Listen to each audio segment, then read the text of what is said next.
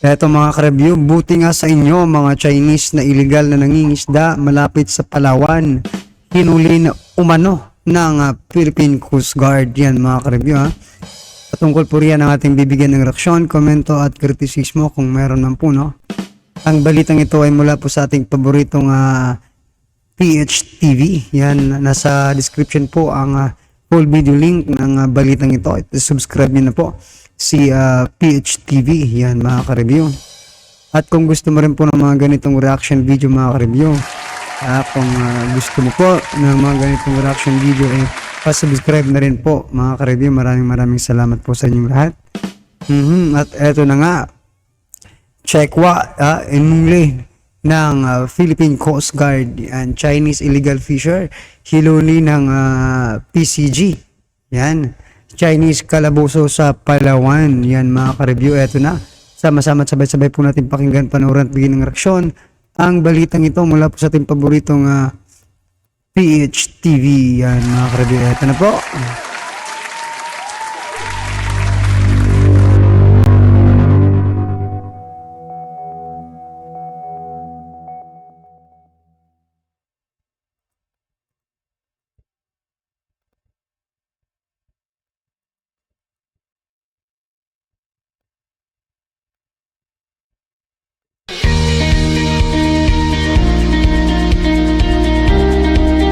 PHTV.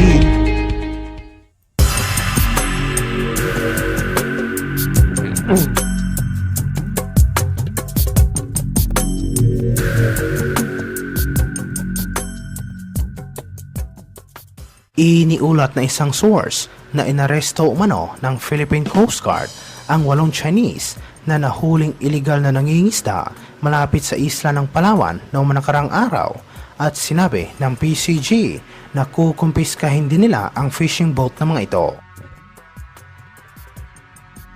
Sinabi sa report ng Philippine Coast Guard na mayroon umanong nagsumbong sa kanila tungkol sa presensya ng isang Chinese fishing boat malapit sa baybayin ng Palawan, kaya agad nila itong pinuntahan. Naaktuhan. So yan mga ka-review kayong mga Chinese na illegal nang nangingisda dito sa aming bansa. Ganito po ang mangyayari sa inyo, no, kapag hindi pa kayo tumigil sa, di ba? Sa pangingisda ninyo ng illegal dito sa ating sa mismong sa Pilipinas na po ito, no? Hindi na po ito China na pwede nyo pang di ba? Pangisdaan. No, rumispeto naman kayo sa inyong mga kapitbahay, mga Chekwa kayo Kaya kayo nahuhuli kasi sa mga ganitong ano ninyo, di ba? Oh. Kayo naman talaga yung kayo naman talaga yung intruder mga ka-review. Yung mga, di ba? Yung mga Pilipino namang mangingisda kung hanggang saan lang ang Pilipinas, doon lang sila nangingisda. Pero kayo na mga Chinese, no? Illegal kayong nangingisda sa hindi inyong bakuran. Ganito po ang mangyayari sa inyo. Sample na po yan. Umano na mga tauhan ng Philippine Coast Guard na gumagamit ang mga Chinese ng kakaibang equipment upang manghuli ng mga pating, kaya agad nilang inaresto ang mga ito at kinumpiska ang kanilang fishing boat.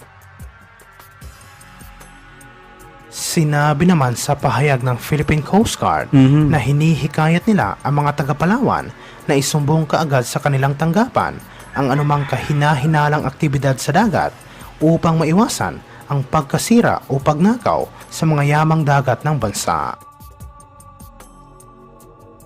Iniulat ito matapos sinabi ng Armed Forces of the Philippines na hindi na umano nakakapasok sa Scarborough Shoal ang mga Pilipinong mangingisda dahil sa presensya at patuloy na ginagawang pagharang ng mga Chinese vessel sa lugar. Pero dapat ganito rin, no, mga ka-review, dapat araw-araw may nagpapatrolya dyan sa, di ba? Sa West Philippine Sea, sa puro sa anumang ano yan, di ba?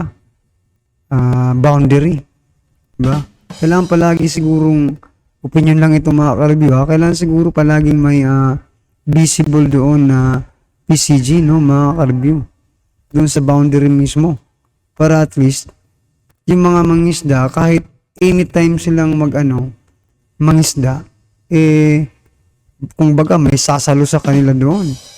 May makikita silang reinforcement, di ba? Kung sakali mang itaboy sila ulit ng mga Chinese Coast Guard. Yan. Buti pa nga yung Chinese Coast Guard palaging nandoon. Yung PCG natin na, di ba? Di ba? Kailangan siguro talaga natin maglagay doon ng permanente, di ba? Na magpapatrolya. Sa palagay niyo po mga ka-review. Kaya siguro yun ng Coast Guard na maglagay sila ng permanenteng post doon, di ba? Para at least, di ba? Kung yung mga Chinese nga nanggagawang maglagay doon tayo pa kaya nga na atin yun, di ba mga ka-review? Sinabi ng tagapagsalita ng AFP na si Colonel Medel Aguilar na tila iniinsulto ng China ang Pilipinas sa pamamagitan ng pagpigil at pagharang sa mga Pilipino na mangisda sa Scarborough Shoal na kilala rin bilang Panatag Shoal o Bajo de Masinloc. Sinabi ni Aguilar sa media na may mga lugar naman na nakakapangisda ang ating mga kababayan pero hindi doon sa lugar na kung saan mas nasasabi nila na marami talagang isda katulad ng Scarborough Shoal. Idinimanda ng gobyerno ng Pilipinas ang China sa Permanent Court of Arbitration sa The Hague noong 2013 at nagdesisyon ang korte pabor sa Pilipinas noong July 2016 nang ibasura nito ang sinasabing 9-dash line claim ng komunistang bansa sa South China Sea. Sa parehong desisyon, itinuring ng korte ang Scarborough Shoal bilang isang common fishing ground at ipinagbawal ang ginagawang agresyon ng China laban sa mga Pinoy na mangingisda sa lugar, kabilang ang pagpigil sa mga Filipino fishermen na makapasok sa nasabing shoal. Nagdesisyon din ang korte sa The Hague ng Spratly Islands, Panganiban o Mischief Reef, Ayungin o Second Thomas Shoal at Recto o Reed Bank ay nasa loob ng Exclusive Economic Zone ng Pilipinas. Samantala sa ibang aspeto naman, iniulat ng isang source na hinaras umano ng Philippine Coast Guard ang mga barko ng Chinese Maritime Militia na nagkukumpulan sa Rosal Reef at Escoda Shoal at layon umano ng PCG na pigilan ang mga ginagawang pagwasak sa mga coral sa nasabing lugar. So ano nang masama naman doon, di ba mga ka-review?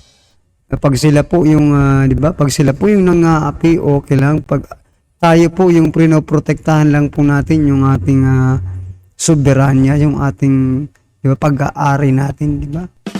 Nagre-reklamo agad itong mga Chinese na ito. Hinaharas daw sila mga ka-review. Kung pinalalabas lang kayo naman ng, di ba?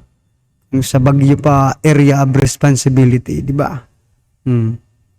Kung pinaalis lang kayo, baka sinisira nyo na yung mga coral reef dyan.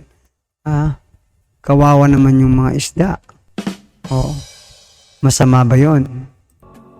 Nag-deploy ang Philippine Coast Guard ng mga barko sa West Philippine Sea matapos makita sa ginawa nitong underwater survey ang napakalawak na pinsala sa seabed ng Rosal Reef at Escoda Shoal, mga lugar na madalas na pinupuntahan ng Chinese Maritime Militia sa West Philippine Sea. Ang resulta sa ginawang survey ay nagpakita ng marine ecosystem sa mga features na ito ay lumilitaw na sirang-sira na at wala na umanong makikitang isda, ayon sa tagapagsalita ng PCG para sa West Philippine Sea na si Commodore J. Tariela. Sinabi niya ng ginawang survey sa Escoda Shoal ay makikita ang discoloration ng seabed nito na malakas na nagpapahiwatig na sinadya itong wasakin at sa katunayan nagbago ang natural na topografiya ng Siguro kung makaka-review, hindi po talaga pangingisda, no? Ang intention ng mga incheck na ito. Kasi kung pangingisda lang mga ka-review, hindi nila sisirain yung coral reef. Kasi alam naman nila na doon po nangingitlog itong mga isdang ito. kung wala na silang pangitlugan, wala na silang tirahan, no? Di mawawala na yung mga isda. Ibig sabihin, sa pinakauna pa lang po, no, hindi na po talaga pangingisda ang intention ng ng China, no, kundi sirain po. Baka meron silang gustong hukayin dyan, mga ka-review. Oil ba? Oil ba? Langis ba, mga ka-review? Ewan ko, Underwater terrain sa nasabing shoal. Samantala, muling binatikos ni Opposition Senator Risa Hontiveros ang China at pilit na pinagbabayad ito dahil sa idinulat na environmental damage ng kanilang maritime militia sa West Philippine Sea. Ayon sa senadora, ang Philippine government ay maaaring makakuha ng bilyon-bilyon kung ang komunistang bansa ay mapipilitang magbayad at idinagdag na ito ay magbibigay ng isang malaking pakinabang sa bansa sa gitna ng kinakaharap na krisis ngayon sa ating ekonomiya. Sinabi ni Hontiveros sa kanyang pahayag na ninanakawan na nga ng China ng hanap buhay ang mga mangingisda, winawasak pa nila ang likas yaman ng Sa palagay nyo, mga ka-review, magbabayad ba ang China ng bilyon-bilyon sa Pilipinas? Dito pa nga lang sa diba? Ayaw na tayong pakinggan. Ayaw na tayong irespeto. Niloloko na nga tayo eh. Sa palagay niyo po ba magbabayad pa itong China ng bilyon-bilyon sa atin? Sa pagkasira ng mga reef dyan? Ako, opinion lang ito, mga ka-review, sa akin lang din ito. Kayo, may sarili din naman kayong opinion. Para sa akin po, parang hindi po magbabayad dyan ang China. Kasi di ba napakatigas po ng ulo ng China, mga ka-review. Matagal nang pinaalis dyan sa WPS, ayaw pa rin. Diba? Wala kasing respeto ang China sa iba, sa kanyang mga kapitbahay, mga ka-review. Diba? Kaya malabo yung magbayaran na yan ng bilyon, diba? bansa. Kung mababayaran ng Chinese government ang lahat ng utang nito sa Pilipinas, sigurado unang makakatulong ito ng malaki sa ating bansa. Hindi ito ang unang pagkakataon na hinimok ni Hontiveros ng China na magbayad. Noong 2020, pinilit niya ang ehekutibo na ituloy ang diplomatic effort at obligahin ang Beijing na magbayad para sa mga napinsalang reef ecosystem sa Panatag Shoal at Spratly Islands dahil sa mga ginawang reclamation activities ng komunistang bansa. Sinabi ni Hontiveros na ang Pilipinas ay nawawalan ng tinatayang 33.1 billion pesos taon-taon dahil sa mga pinsalang ito. Binigyang diin niya na ang bansa ay may karapatang singilin ang China dahil hindi umano ito ang unang pagkakataon ng Pilipinas ay humingi ng reparasyon mula sa ibang bansa.